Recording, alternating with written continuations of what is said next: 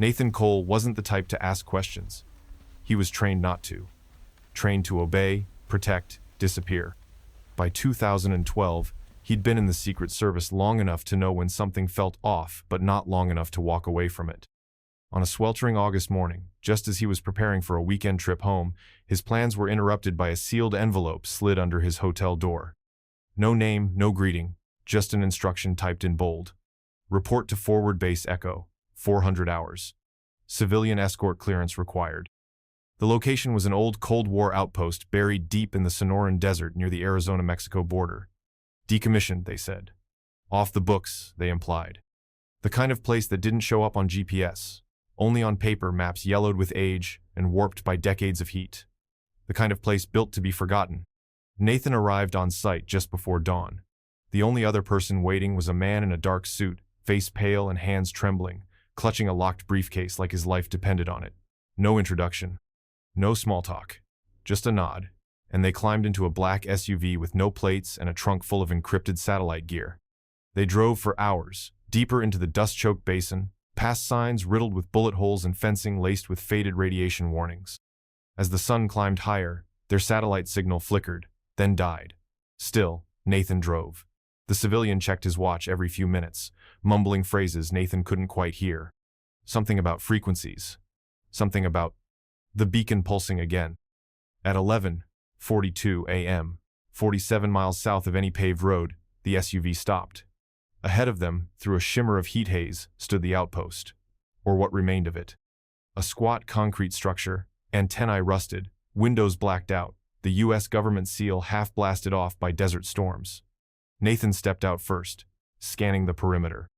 The wind was dry and still. No movement, no radio chatter, just silence. Then the man in the suit stepped forward, opened the briefcase, and whispered, "It's active again." Nathan looked at him sharply. "What is?" The man only said, "They told me it was dormant." He didn't explain who they were. Nathan never got a chance to ask, because by 11:59 a.m., the transmission began. And by noon, Nathan Cole was gone. At precisely 12:07 p.m., 7 minutes after Nathan Cole entered the outpost, a garbled radio signal crackled across the emergency band at Forward Base Echo. It was brief. 17 seconds of static intercut with clipped syllables, and a final, high-pitched whine that sounded more like interference than language. But for those monitoring the channel that day, and there were few, they heard enough to know something had gone wrong. The first half was unintelligible, fragmented, like someone shouting through a tunnel underwater. Copy, not secure. Multiple signals, not human. Then came silence. 3 full seconds. Then the phrase that no one could forget, "They're not letting us leave." Back at Phoenix Command, an analyst flagged the transmission and escalated it to her superior. Within 45 minutes, the audio was pulled from the system, quarantined in a secure archive, and its retrieval logs were wiped. Officially, no such communication was ever received. The file was never labeled, never cataloged, never meant to be heard again. Nathan's handler, Special Agent Kessler, filed an inquiry but received no response. His own clearance was downgraded 3 days later. When he pushed again, he was placed on administrative leave. The last thing he said before resigning, "They're covering something, and it's not just him that's gone, it's what he found." Meanwhile, the outpost went dark. Satellite imagery taken on August 18th showed nothing but open desert where the compound had once stood. No tire tracks, no debris, just wind-worn sand and long shadows. When Mara Quinn, Nathan's girlfriend, and a rising investigative journalist requested the official records of his last assignment, she received a single redacted PDF. No destination, no mission parameters, no mention of a civilian escort. It listed him as inactive duty personal leave on the date of his disappearance. A lie so thin, it felt like mockery. But Mara had already heard the raw transmission. A contact at an independent radio relay had captured it before the erasure. She listened to it on loop, each time hearing something different in the static.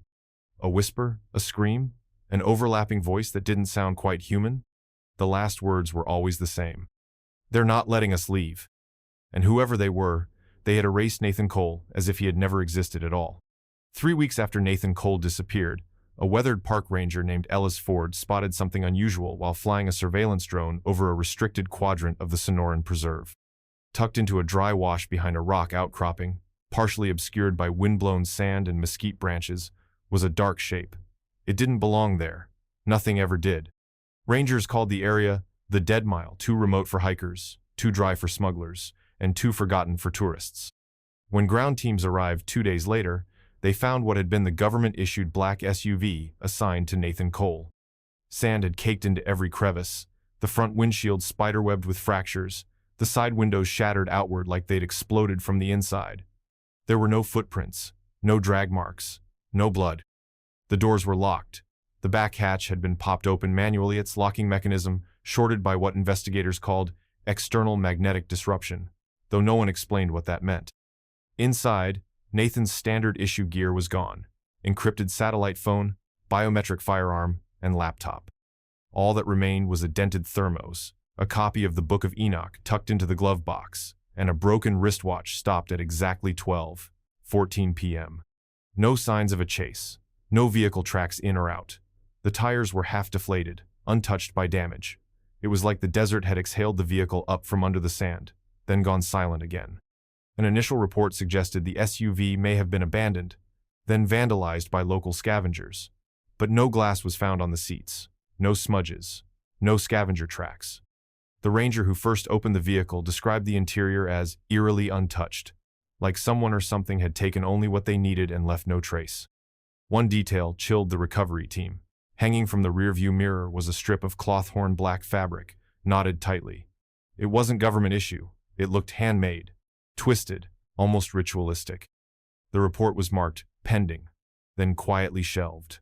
No press release, no follow-up, just another ghost story buried beneath layers of sand and classified silence. And still, no sign of Nathan Cole.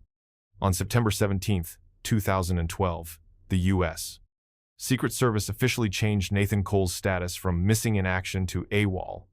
1 week later, the word used was rogue. By October, internal memos described him as mentally unstable, citing anonymous tips, unverified behavioral changes, and speculative psych evaluations. The official narrative spun quickly. He had gone off mission, they said, deliberately, suffered a breakdown, discarded his responsibilities, drove into the desert, and succumbed to exposure. The phrasing was sterile, clinical, purposefully vague. But those who knew Nathan weren't buying it. His father, Daniel Cole, a retired fire chief from Fort Collins, Colorado, called it bullshit wrapped in a badge. Nathan had been sharp, grounded, dedicated. Not the kind of man who cracked under pressure. Certainly not the kind to wander into the desert and die quietly. His sister, Renee, demanded the autopsy. There wasn't one. No body, no remains. Just a sealed file and a line in a report. Presumed deceased. No recovery necessary. Behind closed doors, whispers spread. Agents who had worked with Nathan suddenly became tight-lipped. One was transferred. Another took early retirement. A third, his former field partner, refused to speak to anyone, citing operational containment. Even Mara Quinn, with press credentials and growing notoriety, hit wall after wall. FOIA requests were denied. Interview appointments were canceled. Records had either been sealed, redacted, or scrubbed entirely. The story the public never heard was simple. Agent Nathan Cole had snapped and wandered into the desert to die. No further questions, no investigation, no funeral. But Nathan's old neighbors received unmarked letters in the mail. His former landlord was visited by 2 men in suits who asked to see the contents of his old apartment. His old gym locker had been cleared out before anyone could even request it. There was no death certificate, no memorial, just a disappearance and a smear campaign designed to bury it. And still, Mara kept asking, because she knew Nathan, and she knew the government doesn't erase people unless they're trying to erase something much bigger. In the weeks following Nathan Cole's vanishing, the atmosphere inside the Secret Service shifted, quietly at first, then unmistakably. Agents who had worked with him served next to him, drank beside him, trusted him, began receiving closed-door briefings and encrypted memos stamped with a single phrase: non-disclosure, status, elevated. The directive was simple. Don't talk about Nathan. Not with press, not with family, not even off-duty. Loose recollections compromise operational integrity, one memo read. Another was more blunt. Violation will result in termination or prosecution. His name was scrubbed from task force rosters, and his desk at headquarters was emptied without ceremony. No box of personal items, No goodbye drinks, just gone. Like he'd never been there at all. Mara Quinn noticed first. She'd left Nathan 2 voicemails, 3 texts, and 1 panicked email after his last message. Off-grid for a bit, no worries. But she did worry. Nathan never went off-grid. When she showed up at the DC field office, they told her he was on extended leave. When she pressed harder, she got a name. Special Agent Lauren Reddick, Internal Affairs. Reddick was calm, polite, and ice-cold. "There's nothing here for you," she said. "You should move on." But Mara didn't move on. She was an investigative journalist with a reputation for tenacity and a gut that rarely lied. She started asking questions. About Nathan's final assignment. About the outpost. About the blackout in the logs. 3 days later, she got a visit. 2 men in a black SUV parked outside her apartment. No badges. No names. Just a warning. "We know what you're doing. Don't." Then they handed her a flash drive. It contained a single file, a looped video clip of Nathan and Mara together, laughing on a beach. Date stamped. Geotagged. Private, not online. The message was clear. They were watching. That night, Mara took all her notes and locked them in a fireproof safe. And then she did what Nathan would have wanted. She kept digging. It's known on paper as Quadrant 9B, but to those who work the borderlands, it's called the Dead Zone. A 100-mile stretch of blistered land that begins just west of Yuma and disappears into the shadowed folds of the Sonoran Desert. No cell towers, no drone relays, no reliable GPS, just dust, jagged hills, and silence. The kind of silence that feels sentient. Nathan's last known coordinates placed him right at the edge of it. An old communication outpost abandoned in the 80s, left to rot under the sun. But those who know the desert say it was never really abandoned, just reclassified. Over the years, stories seeped out like sweat from stone, migrants reporting lights in the sky, ranchers stumbling across unmarked helicopters landing at dusk, dead javelinas with surgical incisions and no blood, and sometimes rarely, but enough to be remembered, people disappearing. The cartel avoided it, not out of fear of the feds, but because, as one smuggler put it, even ghosts don't go there. Mara compiled what she could: old land surveys, leaked drone logs, photos from retired geologists who swore there were antenna fields where no base had ever been marked. Most of the evidence came secondhand.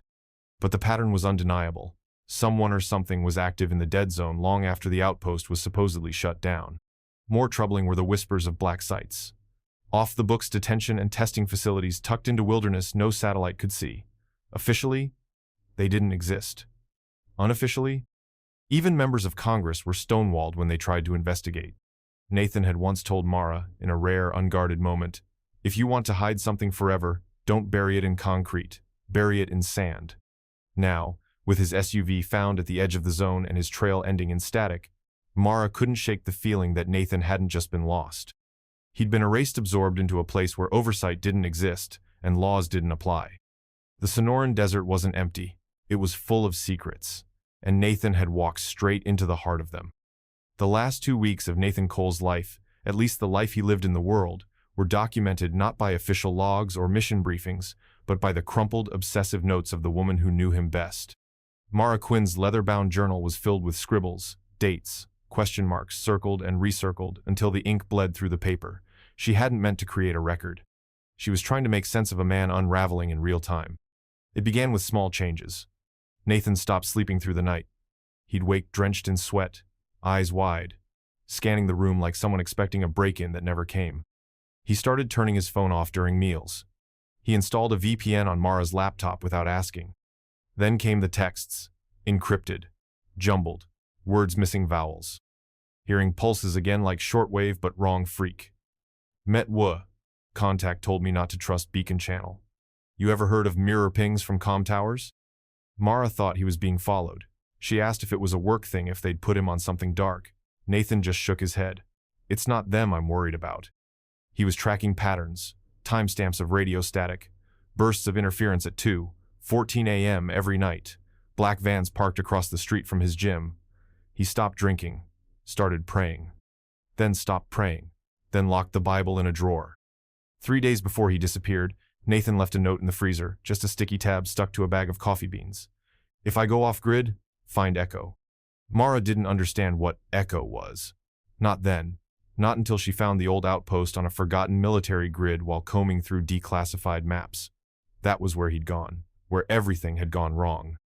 The last message she received from him was a voice memo. 32 seconds of wind, gravel crunching under boots, and Nathan's voice saying only, "If you're hearing this, then I didn't make it out." It arrived on a flash drive tucked into a manila envelopino return address, just her name scrawled in pencil and the words, "For your eyes only." Inside were 2 files, 1 video, 1 text. The text was a single paragraph. Border Patrol Drone OP-14A, August 12, 2012, 11:56 a.m. near Quadrant 9. B. Thought you should see this. They pulled it from the servers next day. Good luck. A friend. The video was grainy, shot in black and white infrared. It began with a wide aerial sweep of the desert, the camera scanning left to right as it floated 1,000 feet above the sand. Then the frame jittered, froze, jumped again. In the lower left corner, thermal imaging showed 2 figures of vehicle and 2 heat signatures. Nathan and the unnamed civilian, moving toward what appeared to be the outpost. The timestamp blinked, 11:56:12. Then something shifted. From the top right of the frame, a shape emerged. No clear edges, just heat blistering, irregular, and massive. It wasn't walking, it wasn't flying. It simply moved, as if bending around gravity itself. As it passed near the 2 signatures, the video distorted, waves of digital noise, pixels breaking apart. The vehicle's thermal outline turned cold blue. The 2 human shapes flickered, then vanished entirely. The drone's feed resumed 5 seconds later. The desert was still, empty. The SUV remained, cold and inert, but the people were gone. Mara watched the video 5 times, each more nauseating than the last. Not because of what she saw, but because of what she didn't. There was no explosion, no struggle, no weapon, just absence. She forwarded the file to 3 separate cloud drives, saved it on an encrypted backup, and locked the drive in her desk drawer. Then she sat in silence, her phone off, curtains drawn, listening to the wind outside her apartment. Whatever happened to Nathan, it hadn't come from Earth, and someone had tried very hard to make sure no one ever saw it. The first reported sighting came 2 weeks after Nathan's official disappearance. A gas station clerk outside Sierra Vista swore he'd seen a man matching Nathan's description: tall, white, mid-30s, with a military haircut and a vacant look in his eyes, buying jerky and staring blankly at the heat-shimmering horizon. The footage was low-res, time-stamped, and eerily convincing. But by the time Mara got there, the security drive had been erased, and the clerk was gone. 3 days later, a hiker in the Gila National Forest claimed a disoriented man stumbled into her campsite and muttered something about black towers before disappearing into the trees. Her statement was submitted to local authorities. Mara followed up. The hiker changed her story, said it never happened. Then came the casino tape from Santa Fe. A man at a blackjack table, similar build, similar posture, left behind a plastic chip with a single word etched in marker: echo. But a forensic analysis revealed the footage had been altered. The frame rate was inconsistent, the voice dubbed. Someone had gone out of their way to make it look real. It didn't stop there. Reports flooded message boards, Reddit threads, encrypted forums. Saw Nathan Cole in Flagstaff. He's alive in Albuquerque. He's homeless, hiding, running. But every lead fell apart under scrutiny. Faces didn't match. Timelines didn't line up. Witnesses recanted or vanished entirely. Strangest of all, many of the sightings were being publicized before Mara ever reached the scenes. Articles pre-published, press photos ready, local stations carrying the story like it was scripted. Too neat, too fast, like someone wanted the story out there, just not the true one. Mara began to wonder if it wasn't just misinformation. It was misdirection. She wasn't chasing Nathan, she was chasing shadows someone else was casting, and they were getting better at it. It was an unassuming manila folder left in a P.O. box in Arlington. No return address, no postmark. Inside were photocopied documents, grainy, redacted, many with pages missing. But one memo stood out. Dated June 2012. Department of Homeland Security, Division 77. Classification level: Black Tier 3. Title: Project Black Beacon. Operational status and threat analysis. Mara's hands trembled as she flipped through. Words jumped off the page like shrapnel. Frequency disruption signatures. Cognitive interference fields. Non-attributed contact zones. The final line read, Field asset activation contingent on non-human environmental conditions. It was the first tangible proof Nathan had been involved in something well beyond routine protective service. Something secret enough to kill for. The folder had come from a man named Adrian Miles, a former cyber analyst turned whistleblower. He agreed to meet Mara under strict conditions: no phones, no digital recorders, public location. They sat in the back corner of a bar just outside Fort Huachuca. Adrian didn't drink. He just talked. Fast, nervous, eyes darting like he expected someone to crash through the wall at any moment. He confirmed the memo. Said Project Black Beacon had been operational since 1,998, tracking energy signatures tied to non-standard aerospace phenomena. Nathan had been flagged as a candidate for field integration. Not by request, but by assignment. They don't ask, Adrian had whispered. They designate. He gave Mara one last warning before leaving. They don't care what you prove, they only care what you publish. Don't publish this. The next day, Adrian Miles was found dead in his apartment. Apparent suicide. But Mara had been there. She knew what fear looked like. Adrian hadn't been afraid of dying, he'd been afraid of being disappeared. And now she held a file with the kind of secrets people vanish for. Nathan hadn't gone rogue. He'd been deployed. And whatever Black Beacon really was, it hadn't finished with him yet. 13 years after Nathan Cole's disappearance, Mara Quinn had all but stopped chasing ghosts. The leads had dried up. Her name had become synonymous with conspiracy theory, blogs, and fringe radio. Once hailed as a hard-nosed investigative journalist, now she was just another name on a list of people who had flown too close to classified sun. She still received tips from time to time. Crackpots, mostly. People claiming to be Nathan. UFO enthusiasts. Cold case chasers desperate for attention. But on a rainy Thursday morning in 2025, she received a message that didn't sound like a ghost. It sounded like a whistleblower.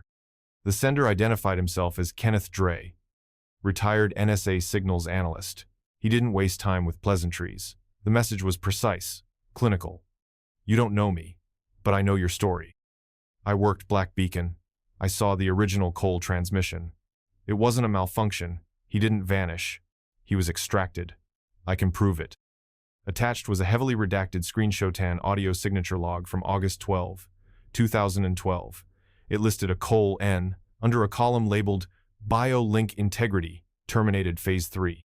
The document had a clearance code Mara didn't even recognize. Dre said he'd been sitting on the information for years, waiting, watching. He claimed the only reason he was still alive was because he never shared it until now. I'm tired, he wrote. And people deserve the truth, you especially. He proposed a meeting in person, neutral ground, a roadside diner outside Price, Utah. No phones, no recordings, just truth. Mara didn't hesitate. She packed that night, left no notes, told no one. This wasn't just another lead. This was someone inside, someone who knew. She arrived 2 hours early, chose the booth with the widest view of the parking lot, sipped black coffee until it went cold, kept checking the door. She waited 6 hours. Kenneth Dre never came. 2 days after the failed meeting, Mara received a news alert on her burner phone. The headline was simple: Retired intelligence analyst found dead in apparent suicide. The article barely stretched 3 paragraphs. Kenneth Dre, age 67, found in his home in Ogden, Utah. Cause of death, self-inflicted gunshot wound, no foul play suspected, survived by no immediate family.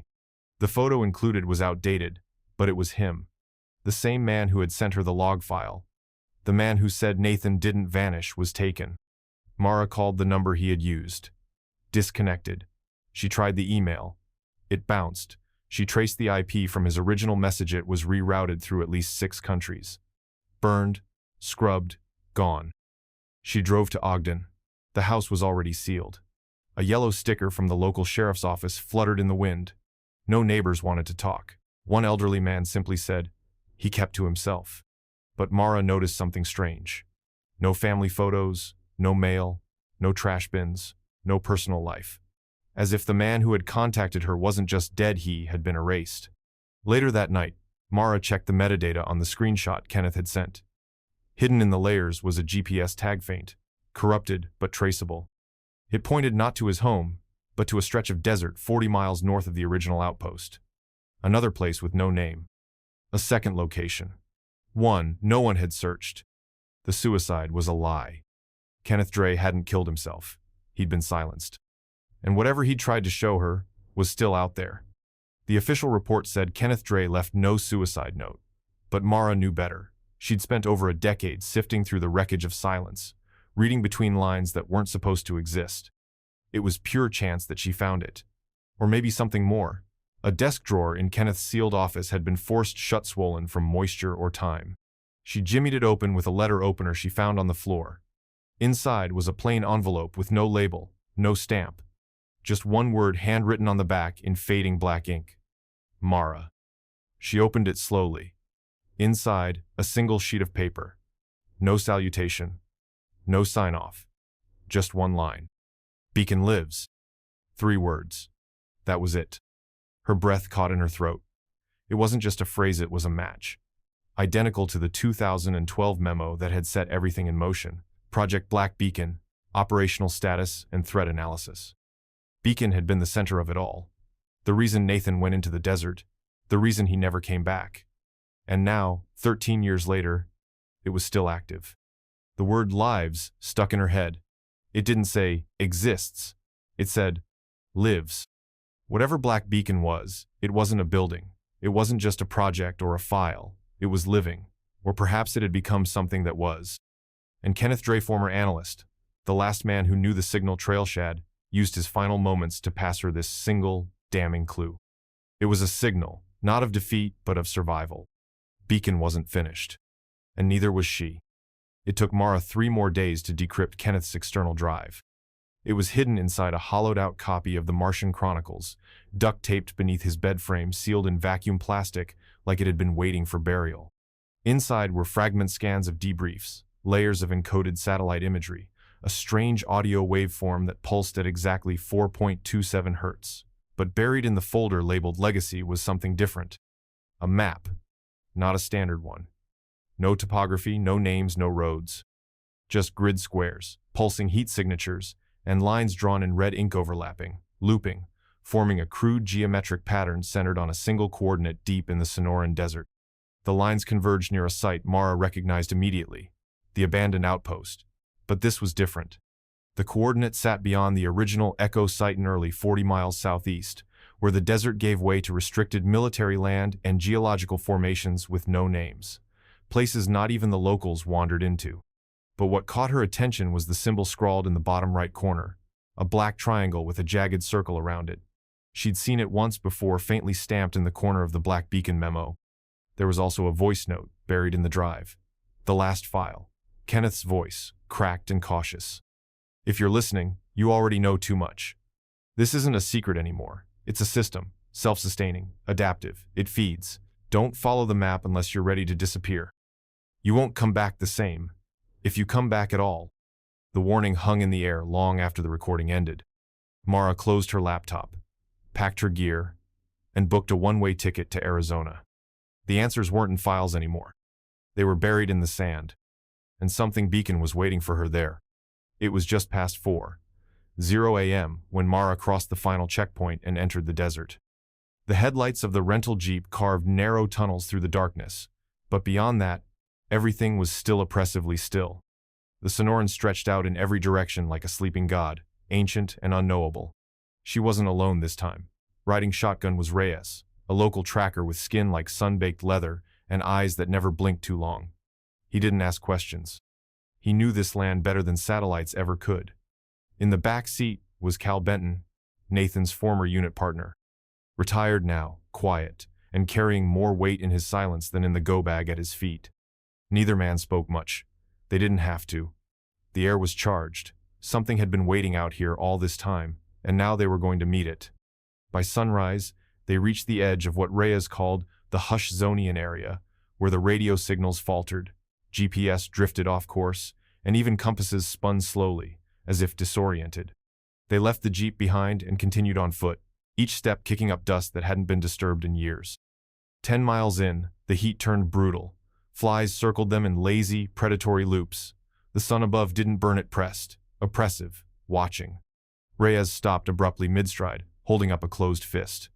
He knelt, brushed the sand aside, and traced something with his finger tire tracks. Nearly invisible, sunk into hardened riverbed clay. Too narrow for modern vehicles, too deep to be recent. Someone came through here, Reyes murmured. Long time ago. Heavy load, no exit. Benton tightened the strap on his rifle. Mara pulled out her map. The lines pointed due east, exactly where the tracks vanished into the canyon pass. The desert wasn't just holding secrets. It was guarding them. The dry riverbed cut through the canyon like a scarnero, winding, its walls tall enough to trap echoes. For hours, they followed it in silence, the only sounds their boots crunching on brittle stone and the occasional whir of Reyes's handheld scanner picking up nothing. But just before dusk, Reyes froze. Metal, he said, tapping the ground with a rusted pick. Not natural. Together, they cleared the dirt, inch by inch. Beneath the cracked silt, half-buried and rust-slicked, was an equipment case, government issue. Sealed tight, weathered nearly to oblivion. The nameplate was barely legible, but still there. Cole, N. Mara's throat went dry. Benton crouched beside her, hands trembling as he pried the case open. Inside, wrapped in mil-spec cloth, were remnants of a field Katemti magazines, a broken transceiver, and something unexpected. A hardened hard drive, shielded in composite casing. Still intact. Mara lifted it gently. The outer shell was scorched, but the core was pristine. A sticker across the edge read simply, BB host. Data. 1. Black beacon, Benton muttered. Reyes scanned the immediate area again. This time, the handheld let out a low, constant whine. Radiation, minor, old, but unnatural. Mara stood in the middle of the canyon, clutching the drive like it was holy scripture. For years, she'd chased rumors, signals, dead ends. But this wasn't a rumor. This was real. Nathan had left something behind. And whatever was on that drive, someone had gone to incredible lengths to make sure no one ever found it. Back in a safe house on the outskirts of Tucson, Mara powered up an isolated Terminala-hardened machine built for one purpose, reading the unreadable. Reyes and Benton stood over her shoulder, arms crossed, as the drive came to life with a low hum. The directory tree appeared slowly, almost reluctantly.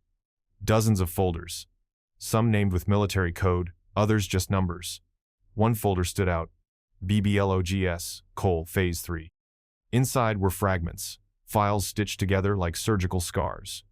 Radar anomaly, reports dated August 2012, days before Nathan vanished. Altitude logs from drones that had recorded objects shifting direction at impossible speeds faster than any man-made aircraft, vanishing from radar like they'd never been there. Then came the audio files. One was labeled Intercept 9B Wave. It began with garbled static, then shifted tones rising and falling in a rhythmic pattern, almost like breathing. At the 30-second mark, a voice cut through. Nathan's voice. Phase 3 contact achieved. Non-human architecture confirmed. Object is pulsing. No heat signature, no shadows. This isn't a satellite, it's watching us. Another file contained field logs-type notes, presumably by Nathan.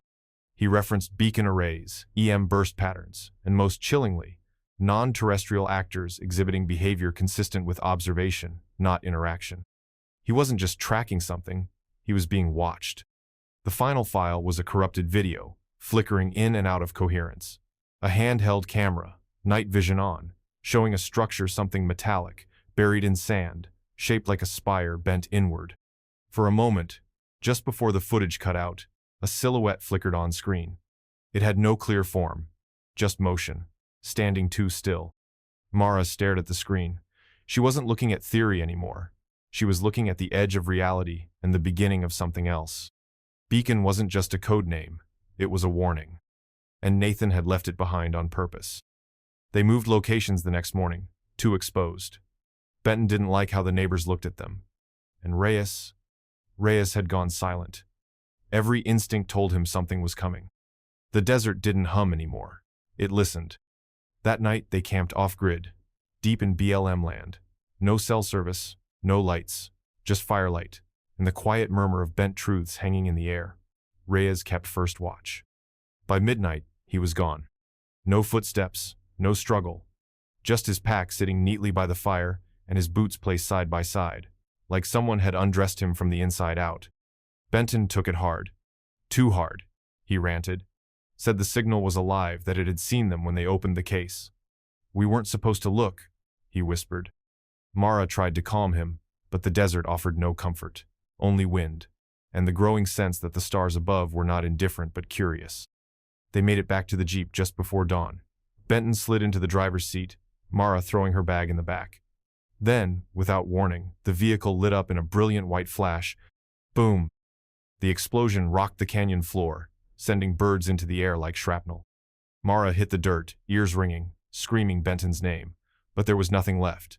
Just black smoke, twisted metal, and a smell she couldn't describe, something electric and wrong. She lay in the dirt for what felt like hours, the heat rising, her breath short. She wasn't just being followed. She was being herded. Whatever Beacon was, it was awake now. And it didn't want witnesses. 2 days after the explosion, Mara was still alive, but barely. Blistered from sun, dehydrated, shaking with exhaustion and grief. She moved through the hills like a ghost, hugging the rocks, tracing a route Reyes had once mentioned, a forgotten smuggler's path that skirted the western edge of the hush zone. It was there, in the hollow of a crumbling ridge, that she spotted the glint of metal half buried under shale and desert vines. Not government issue, not new. A solar-charged camcorder, battered and sand-scratched, but intact. Someone had hidden it, tucked away like a time capsule, waiting for the right hands. Mara sat beneath the shade of a dying Joshua tree, hands trembling as she powered it on. The screen flickered, then glowed. A file appeared. Cole. Final. She pressed play. The video was shaky, handheld, shot in the failing light of dusk. Nathan Cole filled the frame, sunburned and gaunt, crouched in the mouth of a cave. His eyes were sunken but clear, his voice rough with thirst but urgent. If you're seeing this, they've either failed to silence me or they've succeeded. Doesn't matter. You need to know what Beacon really is. It's not just surveillance. It's not even just military. He paused, turning the camera to the desert behind him, pointing to a dark silhouette on the horizon. They're towers, arrays, not built to watch us, but to mark us. Frequencies, pulses that ping specific signatures, bio-coded, and something is listening. He looked back at the camera. My orders were simple. Identify and disable rogue satellite uplinks. We thought we were stopping espionage, but the uplinks, they weren't human. They've been here longer than us. The footage glitched briefly, then snapped back. I disabled the last one. I think it noticed. I haven't seen my handler in 3 days. The food drops stopped. I'm not alone out here anymore. The air moves wrong. The sun's too quiet. Tell Mara, I didn't abandon her. I just finally saw what they didn't want me to. The video ended on Nathan staring into the lens, sun blinking, as if he knew it might be the last time anyone ever saw his face. Mara sat in silence, the camcorder resting on her knees. The echoes of the past weren't whispers. They were warnings. Back in Tucson, Mara found a motel off the highway, curtains drawn, power stripped, electronics shielded. She contacted Henry Talbot, a name Nathan had scribbled in the margins of a torn notebook page long ago. Talbot knows, if it goes bad, he's the only one who might talk. Talbot was a former White House national security advisor, now retired, and teaching political science at a small university in Montana. He answered Mara's call with a single sentence. If you've seen the towers, we can't talk on the phone. 2 days later, they met in the corner of a diner near an airstrip outside Helena. Talbot arrived late, wearing sunglasses and a jacket 2 sizes too big. He didn't shake hands. He sat down and got straight to it. Nathan wasn't rogue, he said, stirring a coffee he wouldn't drink. He was selected. They called it Crowsight Protocol, quiet kills, preemptive interference. Their targets weren't spies, they were signals. Frequencies we couldn't trace. Transmissions bouncing off our satellites, but not from Earth. Mara pressed the camcorder against the table. Talbot didn't touch it. They sent Nathan to kill a signal. He did, and then they burned him for it. She asked the obvious question. Who's they? Talbot hesitated, then leaned closer. Beacon started as a DARPA experiment, went dark in '98, got picked up by a subcommittee so black it doesn't have a budget, it has a vault. The idea was simple. Map the sky in ways no telescope could. Use human neural feedback loops to tag frequencies. But they underestimated what would respond. He looked straight at her. They built an eye. It blinked. Something blinked back. He slid a napkin across the table.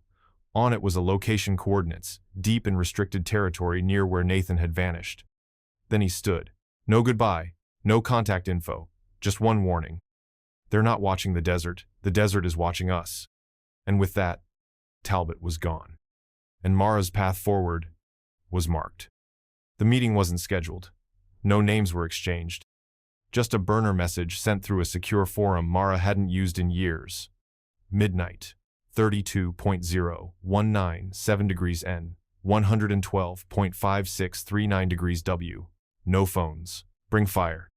She hiked alone to the coordinates, deep into Bureau of Land Management terrain, beneath a canopy of stars that felt too close. The wind there didn't blow, it hovered, like breath held back. The fire pit was already arranged when she arrived, stones in a circle, dry wood stacked with ritual precision. She lit the fire. Waited. At 12:43 a.m., a man stepped out of the darkness. He wore civilian clothes, but his posture screamed military. A short beard, an old scar across his throat, and eyes that never blinked long enough to trust. He didn't offer his name. Didn't sit. Instead, he dropped a canvas pouch at her feet. "That's the last copy," he said, voice low. "I held it in reserve. Now it's yours." She opened the pouch and pulled out a drive sealed in polymer, military tagged. On the label, hand scrawled, "BB Final, Inversion Protocol." Beacon wasn't about foreign threats, the man said. It was a filter, a diagnostic, designed to predict which insiders were likely to leak. Whistleblowers, conscience risks.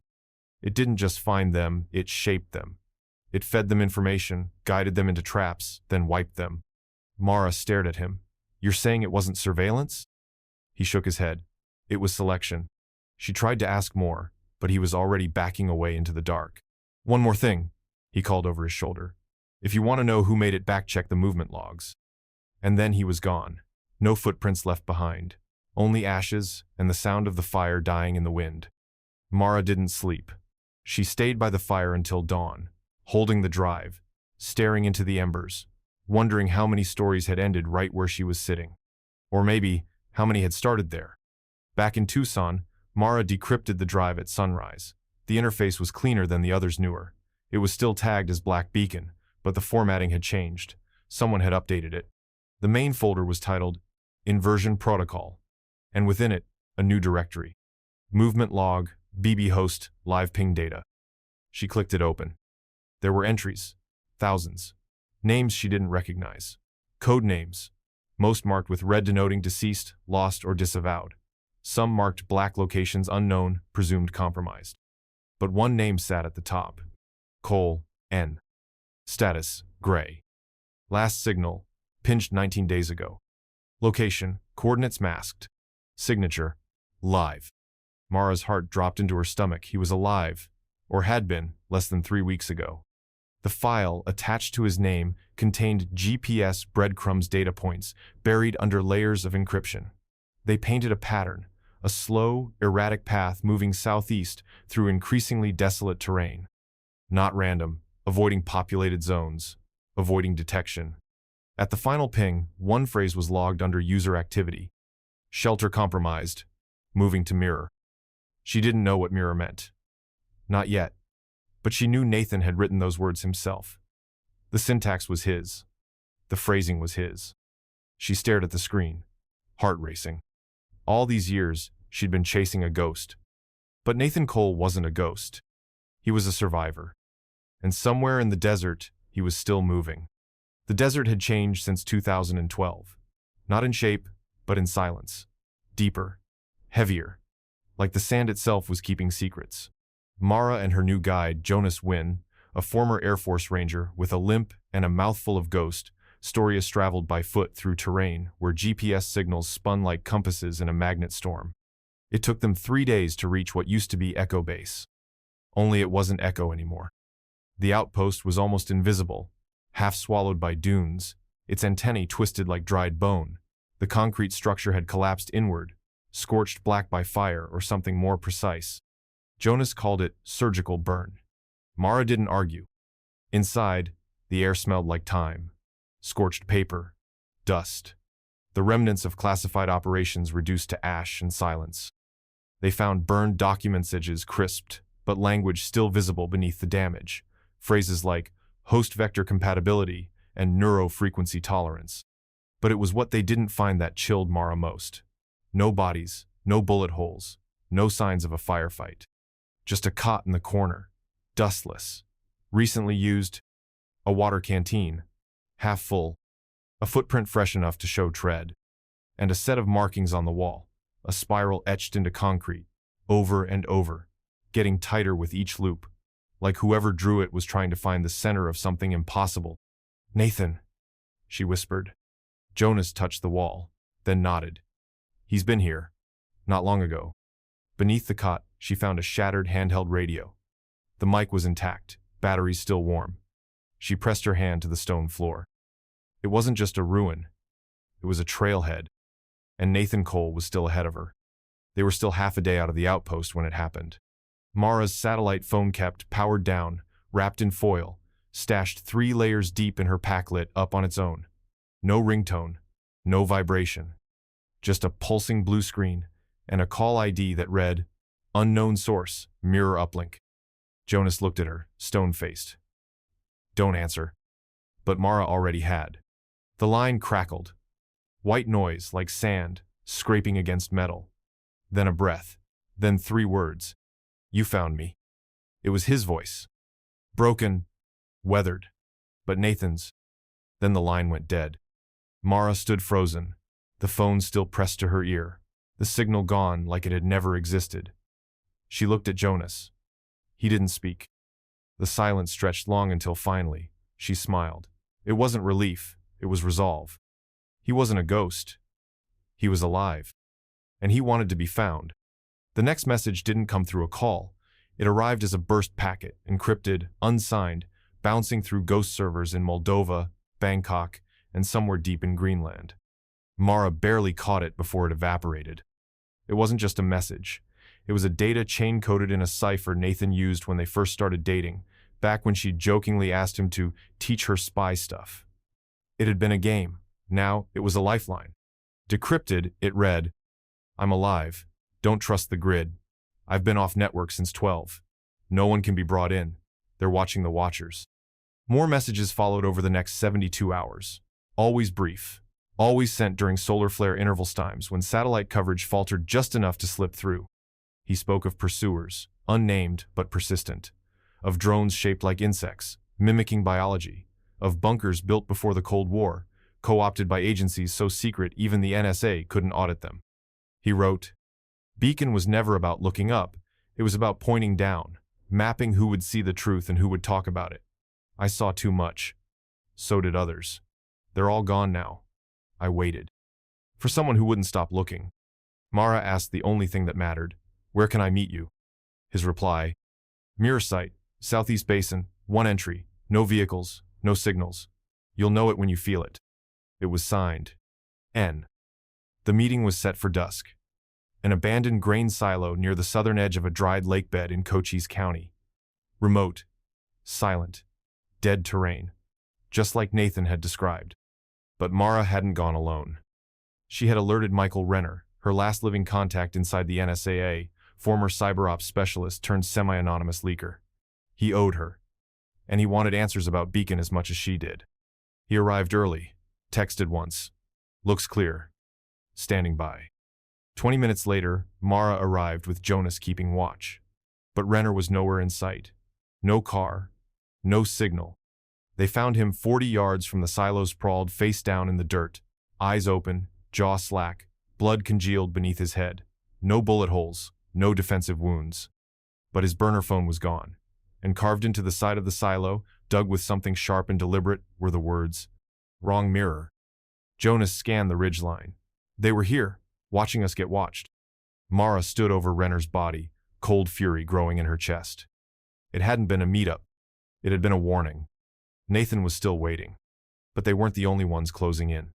Mara had always known there'd come a point where she'd run out of safe houses, contacts, and time. After Renner's death, she stopped pretending this would end with a press conference or declassified files. The only thing protecting her now was leverage. So she built the Live or Leak system, a heavily encrypted dark net archive, seeded to 5 independent servers across 4 continents each, programmed with one simple rule.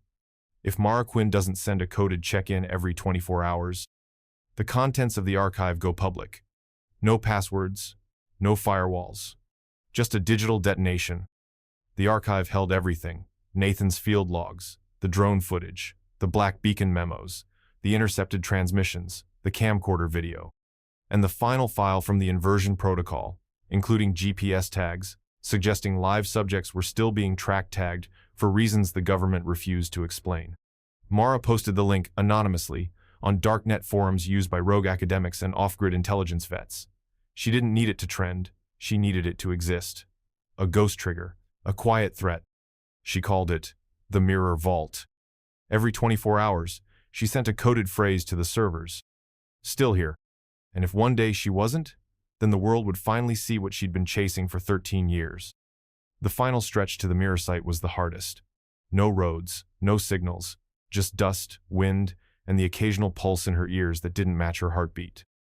It was nearly dusk when Mara reached the narrow canyon marked by a twisted iron post and a cairn of black stones, exactly as Nathan had said. She moved slowly, every instinct firing. She'd come this far. The story didn't end here. She found him tucked inside a natural alcove beneath the cliff, wallower, bearded, sun-worn, and thinner than she remembered, but his eyes were still sharp. Haunted, yes, but alive. Nathan Cole stepped forward slowly, no weapons visible, only silence between them. Mara didn't speak. Neither did he. Not at first. Finally, he broke it. You never stopped. She nodded. Neither did you. He looked at the sky empty, painted gold by the sun's retreat, and then back at her. You want to know what Beacon really was? She didn't answer. He continued anyway. It didn't watch the stars. That was the cover. It watched us. Civilians. Not criminals. Not terrorists. Potential dissenters. People flagged by behavior models books they read, posts they liked, places they lingered. It mapped the ones who might ask the wrong questions before they ever asked them. Mara's chest tightened. Pre-crime? Nathan shook his head. Pre-conscience. He gestured behind him to a narrow tunnel that disappeared into shadow. They didn't come after me because I broke protocol. They came after me because I asked why we were doing it. And once I knew, I wasn't an agent anymore. I was a target. Mara stood still, wind pressing at her back. She'd finally found him, but what he'd uncovered was worse than she ever imagined. And it was only the beginning. The cabin was crude pieced together from scavenged metal, old solar panels, and desert stone. Hidden beneath a canyon shelf, it wasn't meant for comfort. It was meant to disappear. Still, it was the safest place Mara and Nathan had. For now, for 2 days they compiled everything. Nathan's remaining hard drives, Mara's mirrored vault, voice recordings, video fragments, beacon telemetry, movement logs, survivor protocols, redacted clearance files, all of it. Together, they prepared the final leak, this time not to the darknet, but to the mainstream. They used a peer-to-peer pulse system set to trigger uploads to independent journalists, major media outlets, and whistleblower platforms simultaneously. The file's title was simple: Project Black Beacon, verified. Mara watched the bar crawl toward completion. 91%, 94%, 98%.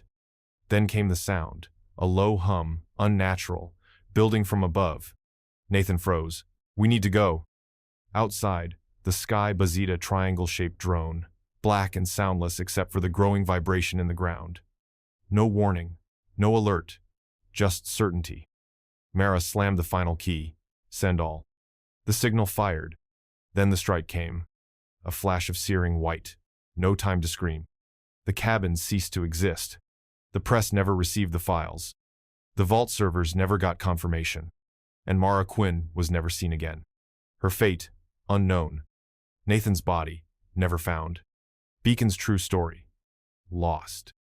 For now, year 2041. The Sonoran is hotter than ever.